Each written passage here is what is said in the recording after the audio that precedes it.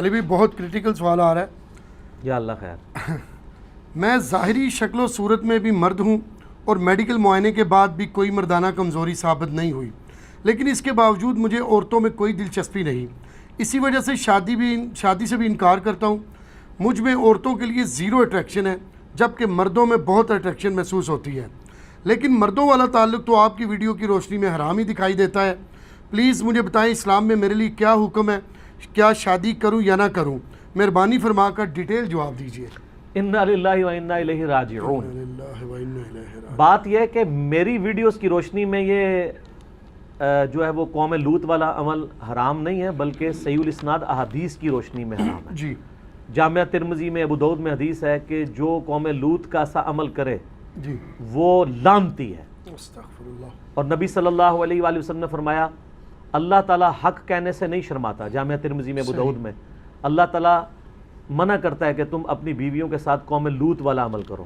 اور ترمذی ابو داؤد میں حدیث ہے کہ نبی صلی اللہ علیہ وآلہ وسلم نے فرمایا اللہ تعالیٰ نے اس چیز کو حرام قرار دیا ہے کہ کوئی مرد کے ساتھ ایسا عمل کرے یا کوئی مرد کسی عورت کے ساتھ ایسا عمل کرے. نعوذ باللہ من ذالک. اس کے اوپر میرا سیکس کے اوپر ایک ڈیٹیل لیکچر ہے، مسئلہ نمبر 155، وہ آپ دیکھ لیں. لیکن وہ میں ریکویسٹ کروں گا، میں بار بار کہتا ہوں کہ میرے سیکس کے اوپر ریلیٹڈ جو لیکچرز ہیں وہ ایک ہی لیکچر ہے جس کے کلپ بنے ہوئے ہیں. عورتیں عورتوں میں بیٹھ کے دیکھیں، مرد مردوں میں، یعنی اختلاط میں نہ دیکھا جائے. اس کے شروع میں نے اناؤنسمنٹ یہ کی تھی. باقی تو میرے اندر یہ کیپیبلٹی نہیں ہے کہ میں اس طرح کے ایشوز کے اوپر آئے دن، آپ کو پتہ ہے یہاں تو وہ لال داڑھی والی سرکار جو ہے وہ روزانہ انہوں نے کوئی نہ کوئی سیکسی قسم کا کلپ چڑھایا ہوتا ہے. میری ایک کمپیٹنسی نہیں، سیدھی سی بات ہے. میں نے ایک کلپ ریکارڈ کرا کے اس کو بند کر دیا تھا اس ٹاپک کو. چونکہ یہ ٹرانسجینڈرز کا جو ایشو ہے، ہیجڑوں والا اور مخنثین والا، یہ چونکہ ایک کریٹیکل ایشو ہے اور یہ لوگوں کے ساتھ یہ مسئلے ہیں. ایسے جو شخص ہے اس کو سب سے پہلے میڈیکلی اپنا علاج کروانا چاہیے، چیک کرنا چاہیے کہ یہ کہیں ہیجڑا تو نہیں ہے. اور یہ ہجڑا ہونا کوئی عیب نہیں ہے، اللہ تعالیٰ نے یہ نہیں پیدا کیا ہے، اس طرح لوگوں کو بنایا ہے. اس کے اوپر میرا خیال ہے کوئی عیب والا معاملہ نہیں ہے، کوئی اس کے اوپر کسی کو آر نہیں دلانی چاہیے. اور نہ اس حوالے سے اگر کسی کو اللہ تعالیٰ نے اس آزمائش میں ڈال دیا ہے آپ اس کے اوپر کوئی اس طرح کے کومنٹس پاس کریں. جو مخنث ہیں جی ان کے بارے میں آپ کو احادیث مل جائیں گی. ابو داؤد کے اندر ایک حدیث موجود ہے کہ نبی صلی اللہ علیہ وآلہ وسلم نے ایک ہجڑے کی آپ کو شکایت کی گئی کہ اس نے ہاتھ اور پاؤں میں مہندی لگائی، یعنی عورتوں کی مشابہت اختیار کی، تو آپ نے اس کو مدینہ شریف سے باہر نکال دیا. لیکن یہ روایت اصول محدثین پہ ضعیف ہے. البتہ اس کو سپورٹیو ایک حدیث ہے جو بخاری اور مسلم دونوں میں موجود ہے. ام سلمہ سلام اللہ علیہ ام المومنین ہے، نبی علیہ السلام ان کے پاس آئے تو وہاں پہ ایک ہجڑا بیٹھا ہوا تھا. مخنث کہتے ہیں عربی میں ہجڑے کو، تیسری مخلوق بھی ہم کہہ دیتے ہیں، پنجابی میں خسرا بھی کہہ دیتے ہیں اور ٹرانسجینڈر کہہ دیتے ہیں انگلش کے اندر. تو وہ وہاں پہ بیٹھا ہوا ام سلمہ کا جو بھائی تھا یعنی نبی علیہ السلام کا سالہ، وہ اس سے گفتگو کر رہا تھا کہ یہ عنقریب اللہ تعالیٰ طائف میں جب مسلمانوں کو فتح دے گا تو وہاں میں تمہیں ایک عورت دکھاؤں گی، جب وہ جاتی ہے تو اس کو 4 بل پڑتے ہیں پیٹ پہ اور جب آتی ہے تو 8 بل پڑتے ہیں. یعنی وہ اس کی، عرب کے لوگ موٹی عورتوں کو پسند کرتے ہیں تو وہ اس کے موٹاپے کی تعریف کر رہا تھا. تو نبی علیہ السلام نے یہ بات سن لی. آپ صلی اللہ علیہ وسلم نے اس ہجڑے کو اٹھایا اور ام سلمہ سے کہا یہ مخنث تمہارے پاس نہ آیا کریں. اس طرح کے مخنث جو عورتوں کی اس طرح کی باتیں بیان کرتے ہیں. ویسے ایک ہجڑے کا اور عورت کا پردہ کوئی نہیں ہے، اس کے اندر تو عورتوں کے لیے اٹریکشن ہی کوئی نہیں ہوتی. لیکن اس طرح کے ہجڑے جو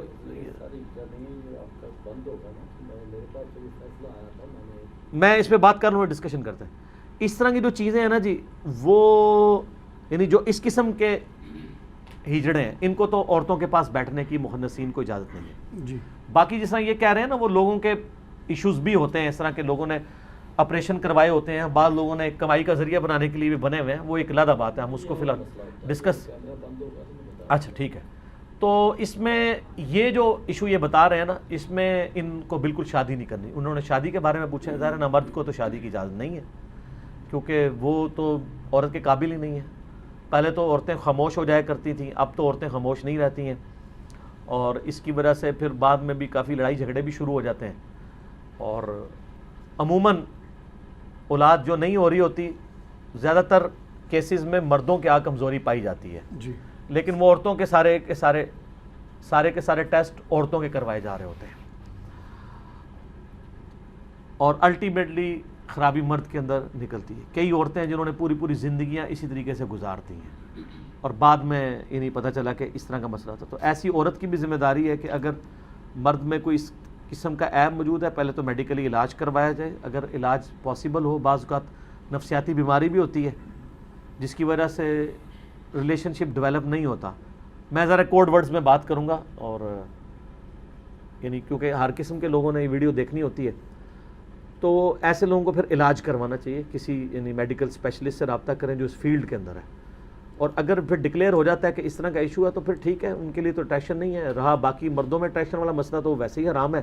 صبر کریں. صحیح بخاری میں حدیث موجود ہے، مسلم میں بھی ہے، اے نوجوانوں کے گروہ نکاح کرو جس میں نکاح کی استطاعت نہیں ہے، وہ روزے رکھ کر اپنی شہوت کو ٹھنڈا کرے. نکاح کرنا آنکھوں کی حفاظت کا ذریعہ ہے اور اپنی عصمت اور عفت کی حفاظت کا ذریعہ ہے.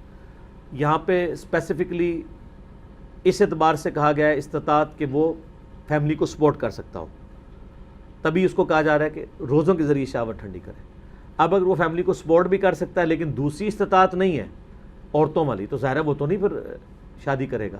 اور اگر مردوں والا معاملہ ہے تو ظاہر ہے وہ خوف خدا کرے اور اس گناہ سے توبہ کرے، اپنا میڈیکل علاج کروائے اور روزے رکھ کے اپنے معاملات کو سیدھا کرے، اللہ کی طرف رہے. عموماً ایسے لوگوں کا اٹھنا بیٹھنا ہی ایسے لوگوں کے ساتھ ہوتا ہے کہ ان کو لت پڑی ہوئی ہوتی ہے. یہ بھی ایک لت ہے نا جی. یہ تو صرف ان لوگوں کو نہیں ہے، کہ شادی شدہ لوگوں کو بھی لت پڑی ہوئی ہے. اور معذرت کے ساتھ مطلب مدرسوں میں یہ کام بہت بڑے لیول پہ ہو رہا ہوتا ہے. میں سارے مدرسوں کو اور سارے مدرسوں کے اسٹوڈنٹس یا ٹیچرز کو نہیں کہہ رہا ہوں، لیکن جو لوگ مدرسوں سے پڑھے ہیں ان کو پتہ ہے یہ معاملات اسکولوں کے اندر کم ہوتے ہیں کیونکہ ہاسٹل وغیرہ نہیں ہوتے. ادروائز اسکولوں میں بھی اگر ہاسٹل شروع ہو جائیں تو مدرسوں سے بھی زیادہ کام اٹھ جائے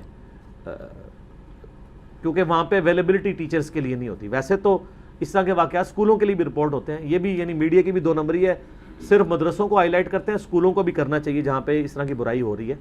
لیکن یہ علیحدہ بات ہے کہ مدرسوں میں یہ زیادہ ہو رہا ہے کیونکہ وہاں پہ اویلیبلٹی زیادہ ہوتی ہے، ان کے پاس چانس زیادہ موجود ہوتا ہے. کیونکہ وہ تو بیچارے ماں باپ تو غربت کی وجہ سے بچے چھوڑ کے چلے گئے ہوتے ہیں، بعد میں وہ استادوں کے رحم و کرم کے اوپر ہوتے ہیں. تو میں اب اس میں کوئی زیادہ یعنی ولگر گفتگو کرنا نہیں چاہتا. آپ کو مدرسوں کا معاملہ پتہ ہے. اگر آپ نے اس معاملے میں میرا کلپ دیکھنا وہ بڑا سخت کلپ تھا عبدالستار ایدھی صاحب کے اوپر، جب ایک مفتی نے کامنٹس کیے تھے، میرا وہ کلپ بڑا وائرل ہوا تھا، تو وہ آپ دیکھ لیں تو آپ کو پتہ چل جائے گا. عبدالستار ایدھی انجینئر محمد علی مرزا لکھیں تو وہ کلپ ٹاپ پہ کھل جائے گا. ٹھیک ہو گیا جی؟ جزاک اللہ. جہاں تک سوال میں سنا تھا اس میں وہ میڈیکلی بندہ کہہ رہا ہے کہ میں فٹ ہوں. میں نے جواب ہر طرح سے دے دیا. ٹھیک ہو گیا. علی بھی اسی حوالے سے اگلے 5 سوالات ٹرانسجینڈر سے ریلیٹڈ ہیں، یعنی مخنث، ہجڑے یا تیسری جنس سے متعلق احکام کیا ہیں. ان میں پہلا سوال ہے ٹرانسجینڈرز یعنی ہجرہ ہونا کیا معاشرتی مسئلہ ہے یا کہ بایولوجیکل مسئلہ ہے؟ بایولوجیکل تو ہے، یہ تو چیز اسٹیبلش ہے، اس میں کوئی شک نہیں ہے جی. لیکن انڈیا، پاکستان، بنگلہ دیش میں بالخصوص یہ معاشرتی مسئلہ بن چکا ہے کیونکہ لوگوں نے سورس آف انکم اس کو بنا لی. یعنی ہم بھی، آپ بھی جانتے ہیں، ہمارے اپنے معاشرے میں کئی ایسے لوگ ہیں جو بالکل نارمل تھے، انہوں نے ہجڑا بن کے کمائی کا ذریعہ، پھر یہاں پہ لوگ آپریشن بھی کروا کے خود اڈاپٹ کر لیتے ہیں. تو یہ تو حرام ہے. قرآن حکیم میں واضح ہے، سورہ نساء کی آیت نمبر 119 میں وَلَآمُرَنَّهُمْ فَلَيُغَيِّرُنَّ خَلْقَ اللَّهِ، میں ضرور تیری مخلوق کو ابھاروں گا کہ تیری بنائی ہوئی تخلیق کو بدلیں گے. جی. تو یہ تخلیق کو بدلنا ہے کہ اللہ نے کسی کو مرد بنایا اور وہ اپنا آپریشن کروا کے عورت بن جاتا ہے یا اپنی وہ والی ساری چیزیں ختم کروا دیتا ہے. یہ تو بخاری مسلم دونوں میں حدیث ہے. صحابہ کرام نے نبی الاسلام سے اجازت مانگی تھی کہ ہم اپنے آپ کو خصی کرنا چاہتے ہیں، یعنی اپنی یہ مردانہ قوت کو ختم کروانا چاہتے ہیں آپریشن کے ذریعے. اس زمانے میں بھی آپریشن ہوتے ہی تھے. تو نبی الاسلام نے اس چیز سے منع فرمایا، قطعاً منع فرمایا. صحیح. اور بخاری مسلم دونوں میں حدیث ہے کہ نبی الاسلام ایک دفعہ گھر میں تشریف فرما نہیں تھے تو 3 اصحاب آئے، ام المومنین سے آ کے پوچھا کہ اللہ کے رسول صلی اللہ علیہ وآلہ وسلم کی دن رات کی روٹین کیا ہے. تو انہوں نے بتایا کہ نبی الاسلام نماز بھی پڑھتے ہیں، نوافل بھی پڑھتے ہیں، رات کو سوتے بھی ہیں، اپنی بیویوں کے پاس بھی جاتے ہیں. تو انہوں نے نبی صلی اللہ علیہ وآلہ وسلم کی عبادت کو ہلکا جانا. تو انہوں نے، ان میں سے ایک نے کہا کہ نبی الاسلام تو بخشے بخشائے ہیں، میں تو روزانہ روزہ رکھا کروں گا. دوسرے نے کہا میں روزانہ پوری رات جاگ کے نفل پڑھوں گا. تیسرے نے کہا میں شادی نہیں کروں گا، شادی کر کے تو جھنجھٹ پالنے والی بات ہے، میں اللہ کی عبادت میں وقت گزاروں گا. یہ تینوں سٹیٹمنٹ دے کے وہاں سے چلے گئے. تو نبی صلی اللہ علیہ وآلہ وسلم جب واپس آئے تو ان تینوں کے بارے میں بتایا گیا. آپ صلی اللہ علیہ وآلہ وسلم جلال میں آپ فرمایا بلاؤ ان کو. بلایا گیا. آپ فرمایا اللہ کی قسم میں تم سے زیادہ اللہ کا تقوی رکھتا ہوں. بے شک. یعنی تقوی کی نشانی یہ کام نہیں ہے. جی ہاں. یہ لادہ بات ہے کہ آپ کہتے ہیں کہ بزرگ نے 40 سال تک عشاء سے فجر پڑھی. یہ متقی ہونا نہیں ہے, یہ سرکس ہے. آپ علیہ السلام نے فرمایا کہ میں رات کو سوتا بھی ہوں, جاگتا بھی ہوں, اپنی بیویوں کے پاس بھی جاتا ہوں, میں نفلی روزے رکھتا بھی ہوں, چھوڑ بھی دیتا ہوں, اور نکاح تو میری سنت ہے. جس نے میری سنت سے اغراض کیا اس کا مجھ سے کوئی تعلق نہیں ہے. جو آپ کے نکاح پڑھاتے وقت حدیث پڑھی جاتی ہے, نکاح سنتی فمن رغب عن سنتی فلیس منی. اس کو سپورٹیو ایک اور حدیث ہے بخاری و مسلم میں. عبداللہ بن عمر بن عاص کی جب شادی ہوئی تو ان کی بیوی کی شکایت نبی صلی اللہ علیہ وآلہ وسلم تک پہنچی کہ یہ پوری رات نفل پڑھتا ہے, بیوی کو ٹائم نہیں دیتا. آپ صلی اللہ علیہ وآلہ وسلم نے بلا کر سیدنا عبداللہ بن عمر بن عاص کو ڈانٹا اور فرمایا عبداللہ اگر روزانہ رات کو جاگے گا تو آنکھیں اندھی ہو جائیں گی تیری. آپ کے بزرگ کہتے ہیں جی وہ ابو بکر شبلی جو تھے جنید بغدادی کے خلیفہ کے مرشد, وہ سری سختی کے تھے نا مرید آگے ابو بکر شبلی اور جنید بغدادی. وہ کہتے ہیں نہیں روزانہ وہ نا آنکھوں میں نمک کا سرما لگایا کرتے تھے حتیٰ کہ ان کی آنکھوں کی نیند ہی آنکھیں ٹر گیا ہونی ہیں, نیند کی تو جانی ہے. اور کہتے ہیں سبحان اللہ. اور نبی علیہ السلام اپنے صحابی کو ڈانٹ رہے ہیں کہ تم روزانہ اگر جاگو گے تو اندھے ہو جاؤ گے. تمہاری آنکھوں کا بھی حق ہے, تمہارے جسم کا بھی حق ہے, تمہاری بیوی کا بھی تم پہ حق ہے. یہ بخاری مسلم کے الفاظ ہیں, یہ کوئی سٹوری بک نہیں ہے. امام بخاری نے اس طرح کی احادیث کے اوپر باب باندھا ہے کہ عبادت میں غلو کرنا مکروہ ہے. آپ کہتے ہیں عشاء کے وضو سے فجر کی نماز پڑھنا, پوری رات جاگنا یہ کرتب ہے اور کرامت ہے, اور نبی علیہ السلام اسے مکروہ گردان رہے ہیں, اس سے منع فرما رہے ہیں. اولیاء اللہ وہ نہیں ہوگا جو نبی علیہ السلام کے طریقے سے ہٹ کے. پھر آپ فرمایا تم روزانہ روزہ کیوں رکھتے ہو؟ اللہ کو روزانہ روزہ رکھنے والا تو ایسا ہے گویا اس نے روزہ رکھا ہی نہیں. بخاری مسلم کے الفاظ ہیں. اگر تم نے روزے رکھنے ہی ہے نا تو عبداللہ داؤدی روزے رکھا کرو. ایک دن روزہ رکھا کرو, ایک دن چھوڑ دیا کرو, یا مہینے میں 3 روزے رکھ لیا کرو. ان کا نہیں یا رسول اللہ 3 روزے نہیں, میں زیادہ استطاعت رکھتا ہوں. الٹیمیٹلی آپ فرمایا چل ایک دن رکھا کر, ایک دن چھوڑ دیا کر. جب وہ بوڑھے ہو گئے نا, بخاری مسلم میں الفاظ ہیں, وہ کہتے ہیں مجھے اب یاد آ رہا ہے میں 3 پہ اکتفا کر لیتا, کیونکہ بخاری مسلم میں حدیث ہے جو مہینے میں 3 روزے رکھتا ہے وہ گویا ایسا ہے جیسے ہمیشہ روزے رکھنے والا ہے. اور اس سے بھی آسان طریقہ صحیح مسلم میں جو رمضان کے روزے رکھے اس کے بعد 6 روزے شوال کے رکھ لے, چاہے کنزیکٹیو ساتھ رکھے چاہے پورے مہینے میں سکیٹرڈ کر کے رکھے. اور یہ بھی ضروری نہیں کہ ایک فوراً بعد رکھے اور باقی بعد میں رکھ لے, نہیں, جب مرضی رکھے تو اس سے گویا ایسا ثواب ملے گا کہ ہمیشہ روزہ رکھنے والا ہے, کیونکہ پوری زندگی وہی عمل کرتا رہے. تو یہ آسانیاں دین کے اندر دی گئی ہیں. اس طرح کے معاملات کر کے اور ایسے طریقے کرنا, یہ لوگ معاشرتی مسئلہ, بایولوجیکل سے زیادہ معاشرتی مسئلہ ہے. باقی یہ چیز ظاہر ہے میڈیکلی اسٹیبلش ہے کہ ایسے لوگ ہوتے ہیں, لیکن یہ ایسے لوگ بہت کم ہوتے ہیں. اس لیے قرآن و سنت میں آپ کو ایز سچ ان کے احکامات نہیں ملیں گے جی, کیونکہ یہ 0.00001% بھی نہیں ہے انسانیت کا. زیادہ تر اڈاپٹیڈ لوگ ہیں جنہوں نے یہ ساری چیزیں اڈاپٹ کی ہوئی ہیں. باقی جو اس طرح کے ایشوز ہیں تو پھر وہ دیکھا جائے گا. ان میں بھی یعنی 2 ٹائپس ہوتی ہیں, جو واقعی اوریجنل ہجڑے یا مخنث عربی میں کہتے ہیں یا ٹرانسجینڈر ہیں. جو اوریجنل والے ہوں گے نا وہ ان میں بھی پھر ڈویژن ہوتی ہے, کچھ مردوں کے زیادہ قریب ہوتے ہیں, کچھ عورتوں کے زیادہ ہوتے ہیں.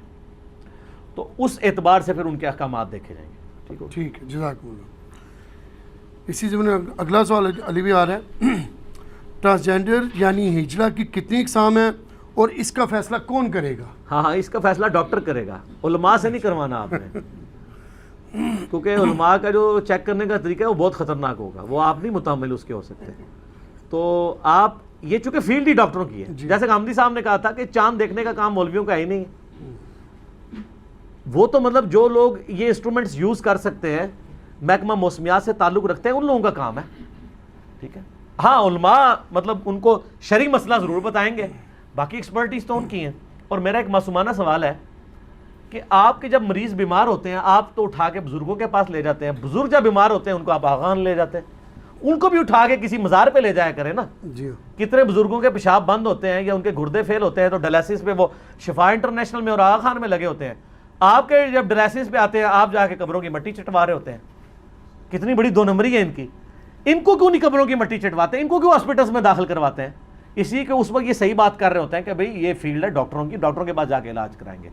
نبی علیہ السلام بخاری مسلم میں کتنی حدیث ہیں، صحابہ کرام کو جب بیماریاں ہوتی تھی تو طبیبوں کے پاس بھیجتے تھے جس کی فیلڈ ہے. یہاں ان کی یہ فیلڈ ہی نہیں ہے. یہ ڈاکٹر فیصلہ کرے گا، بلکہ ڈاکٹرز کا بھی پینل ہونا چاہیے جو مطلب ان بائزڈ ہو کے فیصلہ کرے. جی نبی صلی اللہ علیہ وسلم نے تو کلیئر کٹ جو ایکسپرٹس ہیں نا ان کی طرف جانے کا حکم دیا. قرآن میں ہے فَاسْأَلُوا أَهْلَ الذِّكْرِ إِن كُنتُمْ لَا تَعْلَمُونَ. اگر تمہیں علم نہیں ہے تو اہل علم سے پوچھو، اہل ذکر سے. جو فیلڈ ہے، جیولوجی کی بات ہے جیولوجسٹ بتائے گا، اسٹرونومی کی بات ہے اسٹرونومی کی فیلڈ کا اسٹرونومر بتائے گا. اسی طریقے سے ایمبریولوجی کی فیلڈ کا تعلق ہے وہ گائنی کا ڈاکٹر بتائے گا. اور نبی علیہ السلام کتنے منصف مزاج ہیں. صحیح مسلم میں اوپر تلے 4 حدیث ہیں. آپ صلی اللہ علیہ وآلہ وسلم ایک جگہ سے گزرے، وہاں پہ لوگ گرافٹنگ کر رہے تھے، پیوند کاری. آپ نے فرمایا اگر یہ پیوند کاری نہ کرو کھجوروں کی تو کیا ہے؟ تو انہوں نے کہا یا رسول اللہ اس کے فصل زیادہ ہوتی ہے. آپ فرمایا اگر نہ کرو تو کیا ہے؟ بس اتنا کہہ کے چلے گئے. آپ نے کوئی مشورہ نہیں دیا کہ ضرور کرو یا نہ کرو. انہوں نے اس سال وہ گرافٹنگ نہیں کی، ان کی فصل کم ہو گئی. وہ شکایت لے کے نبی علیہ السلام کے پاس آ گئے، کہا یا رسول اللہ ہم نے اس دفعہ پیوند کاری نہیں کی ہے تو فصل کم ہوئی ہے. تو آپ علیہ السلام فرمایا میں نے تمہیں منع تو نہیں کیا تھا، یہ میرا ایک مشورہ تھا دنیاوی طور پہ. اور آپ علیہ السلام نے ساتھ ارشاد فرمایا اگر میں کوئی بات اللہ کے ریفرنس سے تمہیں دین کی بتاؤں وہ ماننا تم پہ واجب ہے. اگر میں اپنے دنیاوی ایکسپیرینس سے تمہیں کوئی تمہارے دنیاوی معاملات میں بات بتاؤں تو انتم اعلم بامر دنیاکم، تم دنیا کے کاموں کو مجھ سے بہتر سمجھتے ہو. ظاہر ہے نبی علیہ السلام کی وہ فیلڈ نہیں ہے. جی نبی صلی اللہ علیہ وسلم ہمیں ایٹم بم بنانے کا فارمولہ تو نہیں دیں گے. آپ کی جو فیلڈ تھی اس طرح کی ایکسپرٹیز تھی بھیڑ بکریاں چرانا، وہ تو ٹھیک ہے. لیکن عرب کے لوگوں سے اگر یہ پوچھا جائے کہ بھینس کی عادتیں کیا ہیں، وہ تو آپ کو کوئی سیابی بھی نہیں بتا سکے گا، کیونکہ وہاں کا جانور تو گائے ہے. گائے اور بھینس کے نخرے ہی ڈیفرنٹ ہیں. بھینس تو بڑا لاڈلا جانور ہے، تو چھوٹی چھوٹی بات پہ بیمار ہو جاتا ہے. صحیح. گائے ٹف ہے. ٹھیک ہے. تو انتم اعلم بامر دنیاکم، تم دنیا کے کاموں کو بہتر سمجھتے ہو. اسی طریقے سے میڈیکل ایشوز جو ہیں ان کے اوپر آپ نے ایکسپرٹ سے رابطہ کرنا ہے. ٹھیک ہو گیا. جزاک اللہ. علی بھی اگلا سوال ہے ٹرانسجینڈرز یا ہجرا کو وراثت میں حصہ کس حساب سے ملے گا؟ وہ میڈیکلی اگر یہ ڈیسائیڈ ہو جائے کہ یہ مردوں کے زیادہ قریب ہے تو مردوں کے اعتبار سے حصہ ملے گا، اور اگر عورتوں کے زیادہ قریب ہے تو عورتوں کے اعتبار سے. ظاہر ہے اس کے اوپر قیاس اور اجتہاد ہوگا، اور اس میں فقہا نے یعنی کافی زیادہ کام کیا. فقہ حنفی میں بھی آپ کو مل جائے گا، بار شریعت کے اندر بھی آپ کو یہ سارے مسائل مل جائیں گے. قرآن و سنت میں بنیادی چیزوں سے ان چیزوں کو اخذ کیا گیا ہے، اور یہ اسلام کی خوبصورتی ہے کہ اس نے اس کو اجتہاد پہ چھوڑا ہے. اگر اس کو ڈیفینیٹ بتا دیتا ہمارے لیے مصیبت کھڑی ہو جاتی. یہ اکثر لوگ کہتے ہیں قرآن حدیث میں یہ مسئلہ کہاں لکھا ہوا ہے، وہ جان بوجھ کے نہیں لکھا ہوا. اجتہاد اسلام کی خوبصورتی ہے، قیامت تک جاری رہے گی. جی اگر فکس ہو جاتا تو آپ کے لیے مصیبت کھڑی ہو جاتی. اور اس کی اصل وہ حدیث ہے بخاری و مسلم دونوں میں ہے کہ نبی صلی اللہ علیہ وآلہ وسلم نے فرمایا کہ عصر کی نماز نہیں پڑھنی مگر بنو قریظہ میں جا کر. اب صحابہ کرام جب جا رہے تھے راستے میں عصر کی نماز قضا ہونے لگی، مغرب کا وقت آ گیا. کچھ صاحب نے نماز پڑھ لی، کچھ نے جا کے بنو قریظہ کے قلعوں کے پاس جا کے قضا کر کے پڑھی. جنہوں نے پڑھ لی انہوں نے کہا کہ حضور کا مطلب یہ تھا جلدی پہنچنا ہے، یہ نہیں کہا تھا کہ نماز ہی چھوڑ دینی ہے. دوسروں نے کہا نہیں آپ کے الفاظ تھے کہ وہاں پڑھنی ہے. دونوں نے 180 ڈگری ڈیسیژن کیا. بخاری مسلم کے الفاظ ہیں یہ شکایت نبی صلی اللہ علیہ وآلہ وسلم کے پاس آئی تو آپ صلی اللہ علیہ وآلہ وسلم نے دونوں کو کچھ نہیں کہا. حالانکہ تھیم کو فالو کیا تھا انہوں نے ہی جنہوں نے نماز قضا ہونے سے بچا لی تھی. دوسروں کو بینیفٹ آف ڈاؤٹ اس لیے دے دیا گیا کہ انہوں نے ظاہری الفاظ پہ عمل کیا. ٹھیک ہے. تو اجتہاد کے معاملات میں بھی مسلمانوں کو بینیفٹ آف ڈاؤٹ دیا گیا ہے کہ آپ اس طرح کے معاملات کو اجتہاد کر لیں. اگلے دن سوال ہے یہ بتائیں جی وہ اگر کوئی چاند پہ چلا جائے تو وہ نماز کس طرح منہ کر کے پڑھے گا؟ تو میں پھر ان سے پہلے میں نے ان کو پھکی دی کہ مقلد تو آپ ہیں، ذرا امام حنیفہ سے پوچھ کے بتائیں. ان کے زمانے میں تو کسی نے سوچا ہی نہیں تھا چاند پہ جائے گا. تو اگر میں یہ مسئلہ حل کر دوں تو پھر آپ سب حنفیوں کو میرا مقلد ہونا پڑے گا. یہ میں جوک کے طور پہ کہہ رہا ہوں. تو میں نے بتایا کہ بھئی بڑا آسان ہے کہ آپ جب چاند پہ جائیں تو آپ پتہ ہے چاند پہ جا کے زمین اسی طریقے سے نظر آ رہی ہوتی ہے جس طرح یہاں سے چاند، صرف سائز بڑا ہوتا ہے. تو چاند پہ کھڑے ہو کے جس طرف آپ کو زمین نظر آ رہی ہے اس طرف منہ کر کے نماز پڑھ لیں. قبلہ ادھر ہی ہوگا، کیونکہ اتنے کلومیٹر دور قبلہ بالکل لوکیٹ ہوگا، کیونکہ جب آپ اتنی لمبی آپ ایک لینتھ میں آ جائیں گے اس میں انچز کا کوئی فرق نہیں ہوتا. تو مسئلہ میں نے حل کر دیا نا جی. تو پھر ہو جاؤ میرے مقلد اور ایک بار جھوم کے کہہ دو کہ نہ میں وہابی نہ میں بابی، میں ہوں مسلم علمی کتابی. خام خواہ کہانیاں بنائی ہیں. او جی ریل گاڑی میں نماز، اچھا ریل گاڑی میں نماز کس بزرگ نے بتائی ہے؟ آپ کے بزرگ تو ریل گاڑی کے روکتے ہی رہے ہیں. وہ کہندے نے جناب ایک بزرگ اتنے انجن نہیں سی رکدا اتنے ٹرین دا، انہاں نگاہ ماری انجن چھالا ماردا سی اتنے ہی، اگے نہیں سی ٹردا. انہاں سمجھا ایک گھوڑا ہے، ان کو پتہ نہیں انجن اگر ایسے چھالے مارے تو وہ پٹری سے نیچے گر جائے گا. ٹھیک ہے، تو آپ بتائیں بزرگوں نے روکی ہے. جن بزرگوں کو یہ زوم ہے نا کہ وہ انجن روک سکتے ہیں، یہ سارے کے سارے بزرگ جو ہے نا وہ ان کو سامنے صرف انجن کی پٹری کے آگے بٹھا دے، 120 کی رفتار میں ریل کار ہم لے کے آتے ہیں، روک کے بتائے کوئی. کہانیاں بنائی ہیں اس طرح کدھر کو روک سکتا ہے خام خواہ. اچھا پھر بزرگ ہر جگہ بھی آ جاندے نے، کہندے نے مڑ مڑ کے ساڑے بزرگاں نوں رگڑدا. کہ کریے بزرگاں نے خرابی بڑی وڈی لیول دی پائی ہے. جب تک کتے کو آپ کنویں سے نہیں نکالیں گے ڈول نکالنے سے پاک نہیں ہوگا. جو فرسودہ نظریات قرآن و سنت کے مقابل داخل کر دی انہوں نے دین میں، یہ ساتھ ساتھ نکالنے ضروری ہیں. صرف ڈول نہیں نکالنے، میں ڈول بھی نکالتا ہوں اور ان کو بھی نکالتا ہوں. ٹھیک ہو. جزاک اللہ. علی بھی اگلا سوال ہے، کیا ٹرانسجینڈر یا ہجرہ اپنی مرضی سے اپنا جینڈر اختیار کر سکتا ہے؟ نہیں کر سکتا جی. اچھا اگر یہ اس سے اختیار کرنے سے مراد یہ رہے گا کہ وہ ٹرانسجینڈر تو ہے لیکن وہ ڈکلریشن میں اپنے آپ کو مرد کے قریب کر لے یا عورت کے، تو وہ بےایمانی کر رہا ہوگا. مرد کے قریب ہے تو ڈاکٹر ڈیسائیڈ کرے گا، وہ خود ڈیسائیڈ نہیں کرے گا. باقی اگر اس سے مراد کو یہ لے رہا ہے کہ وہ اپنا جینڈر خود کرنے کے لیے، یعنی کوئی مرد اپنے آپ کو عورت بنا لیتا ہے اس اعتبار سے کہ وہ یعنی اپنے آپ کو ڈسیبل کروا لیتا ہے سیکچولی، وہ تو حرام ہے. وہ تو قرآن کی روح سے واضح حرام ہے. بخاری مسلم میں حدیث ہے، ان مردوں پہ لانا جو عورتوں کی مشابہت کریں، ان عورتوں پہ لانا تو مردوں کی مشابہت کریں، وہ بھی اس میں آئیں گے. اور وہ جو قرآن کی آیت تو سب سے اوپر ہے، سورہ نساء آیت نمبر 119، وَلَآمُرَنَّهُمْ فَلَا يُغَيِّرُنَّ خَلْقَ اللَّهِ، میں تیری مخلوق کو ابھاروں گا کہ تیری بنائی ہوئی تخلیق کو بدلیں گے. البتہ یہاں پہ میں عرض کر دوں، بعض اوقات تخلیق کو بدلنا ہی فطرت ہے. جیسا کہ بخاری و مسلم میں حدیث ہے، 5 چیزیں فطرت میں داخل ہیں: مونچھے کا پست کرنا، زیر ناف بال کاٹنا، بغلوں کے بال کاٹنا یا اکھیڑنا یا صاف کرنا، ناخن کاٹنا اور ختنہ کروانا. اور مسلم شریف میں 10 چیزیں آئی ہیں، اس میں داڑھی بڑھانا بھی آیا ہے، مسواک کرنا بھی آیا ہے، ناک صاف کرنا بھی آیا ہے. ٹھیک ہے جی، یہ ساری چیزیں آئی ہیں. تو یہاں پہ خطرے میں آپ تخلیق بگاڑ رہے ہوتے ہیں، لیکن یہاں بگاڑنا فطرت ہے. جی ٹھیک ہو. اچھا اس میں کوئی یہ سوال کر سکتا ہے کہ یہ کانوں میں بالیاں ڈالنا عورت کے لیے، یہ بھی تو فطرت بگاڑ رہا ہے؟ نہیں، مرد تو نہیں ڈال سکتا، عورت کے لیے یہ خوبصورتی کی علامت ہے. قرآن میں بھی آیا نا عورت کے بارے میں کہ زیورات میں لدی ہوئی ہوتی ہے. زینت. جی. اور بخاری مسلم میں آیا کہ جب نبی علیہ السلام نے چندے کی اپیل کی تو عورتوں نے اپنی بالیاں بھی کانوں کی اتار کے دیں. تو اس سے کانوں کی بالیاں، یہ امام حنیفہ نے نہیں ثابت کی ہیں، حدیث شریف میں ثابت ہے. کانوں کی بالیاں اسی وقت اتاری جاتی ہیں جب کانوں میں ڈلی ہوئی ہوں. تو یہ تخلیق بگاڑنا نہیں. اس طریقے سے ناک چھدوانا یہ تخلیق بگاڑنا نہیں ہے. تخلیق بگاڑنا وہ ہے جو آپ ایک ڈومیننٹ چینج کر دیں گے.